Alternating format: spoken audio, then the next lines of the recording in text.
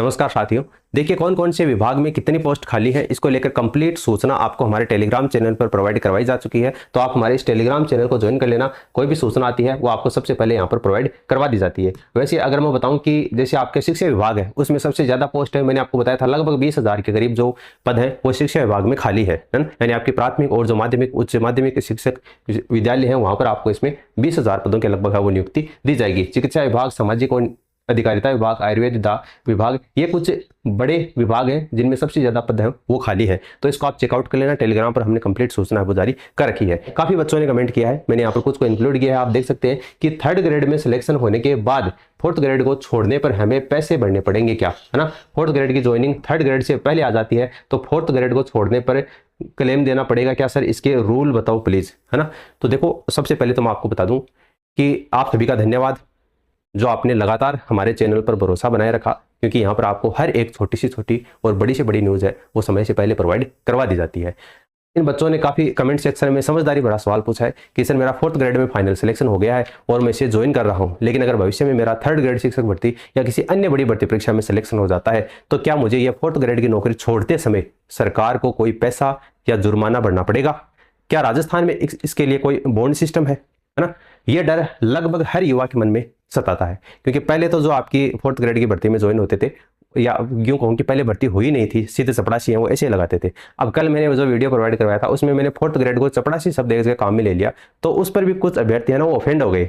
उनका कहना है कि आप चपड़ासी कैसे कहा आपने। अरे भैया आदत डाल लो, है ना। जहां भी आप नियुक्त होगे तो मुझे एक बात बताओ, आप अगर आप यहाँ पर जाओगे, जैसे मान लीजिए कि अगर आपने चिकित्सा विभाग में कहीं यहाँ पर नौकरी लगा दी है, तो वहां पर आपको ये कहेंगे कि वो 4th ग्रेड का कर्मचारी बैठा है उसको बुला के लेके आओ, है ना। ये कोई नहीं कहने वाला है। वो ये कहेंगे कि चपड़ासी कहाँ गया, आज चपड़ासी दिखाई नहीं दे रहा है, सारे आपको चपड़ासी के नाम से बुलाएंगे। तो पहले तो ये जो आदत है ना वो कहना डाल लो, और अगर इतनी शर्म है चपड़ासी कहलवाने में तो आप किसी दूसरी भर्ती परीक्षा की तैयारी कर सकते हो। देखो सच कड़वा होता है, अगर उसे आप समय रहते जान ले तो अच्छा है, वरना आप ये सोचते हैं कि आपको थानेदार बुलाया जाएगा 4th ग्रेड की परीक्षा पास करने के बाद में, तो ये कतई संभव नहीं है। मैं ये नहीं कह रहा कि 4th ग्रेड की नौकरी है वो आम होती है, मैं तो खुद कहूंगा कि 4th ग्रेड की नौकरी आपको मिल गई है, अभी इस वीडियो में आप देख लेना आगे। लेकिन कहने का जो भावार्थ है वो आप समझा करो। हर छोटी बात के लिए इतना हाइपर होने की आपको आवश्यकता नहीं है कि 4th ग्रेड कर्मचारी को आपने चपड़ासी क्यों बोल दिया। अरे 4th ग्रेड से नीचे कोई पद होता है क्या, आप खुद सोचो एक बार, है ना। चाहे आप शिक्षा विभाग में चले जाओगे तो वो भी यही कहेंगे सारे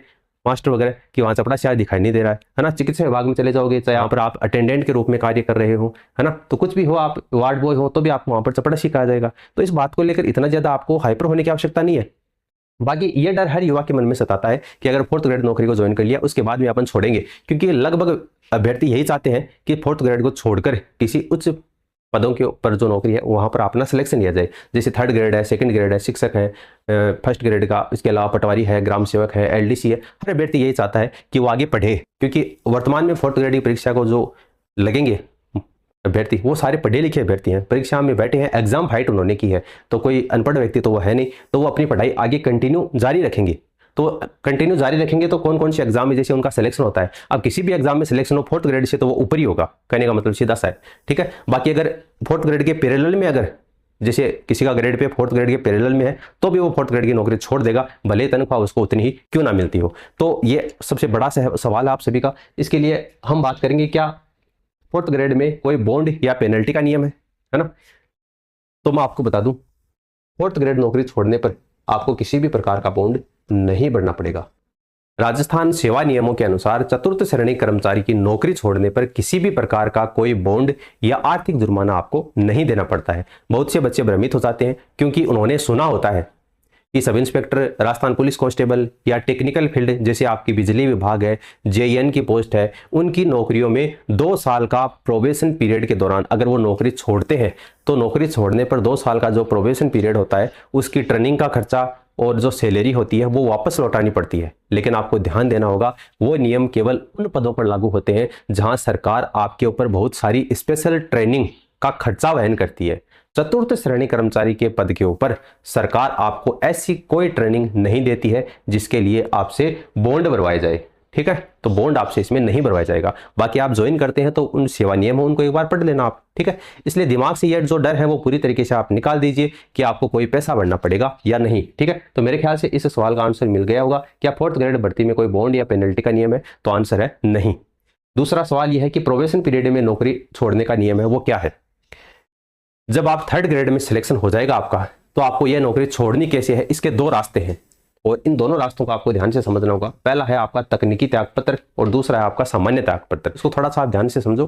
तकनीकी त्यागपत्र यानी टेक्निकल रेजिग्नेशन, ये सबसे बेस्ट और कानूनी रास्ता है जब आप अभी 4th ग्रेड ज्वाइन कर रहे हैं और भविष्य में जब आप 3rd ग्रेड या किसी और भर्ती परीक्षा में आपका जैसे फॉर्म भरेंगे, उनका डॉक्यूमेंट्स वेरिफिकेशन करवाएंगे, तो आपको अपने विभाग से एक एनओसी, क्या होगा, एक एनओसी, अनापत्ति प्रमाण पत्र, इसको अनापत्ति प्रमाण पत्र बोलते हैं, एनओसी सुना होगा आपने, उसके लिए आवेदन देना होगा। जब आपका 3rd ग्रेड में फाइनल सिलेक्शन हो जाएगा आगे चलकर, या किसी और भर्ती परीक्षा में अगर फाइनल सिलेक्शन हो जाता है, तो आप 4th ग्रेड विभाग को ये टेक्निकल रेजिग्नेशन देंगे। ठीक है, तो ये एनओसी के लिए आप आवेदन करेंगे। ये सबसे बेस्ट और कानूनी तरीका है। इसका फायदा क्या है, इससे आपकी सर्विस जो है वो ब्रेक नहीं होती और पुरानी नौकरी का जो अनुभव है, चाहे आपको 2 साल का हो या फिर 2 महीने का हो, और जो सर्विस रिकॉर्ड है वो पूरी तरीके से आपका सुरक्षित रहता है। इसलिए ये सबसे बेस्ट तरीका है। दूसरा है आपका सामान्य त्यागपत्र। देखो, सामान्य त्यागपत्र यानी नॉर्मल रेजिग्नेशन। इसमें क्या होता है, आप बिना किसी एनओसी के या जल्दबाजी में नौकरी छोड़ना चाहते हैं, तो आप अपने सीधे नियुक्त जो अधिकारी होता है उसको साधारण इस्तीफा सौंप सकते हैं, यानी कि रेजिग्नेशन लेटर सौंप सकते हैं।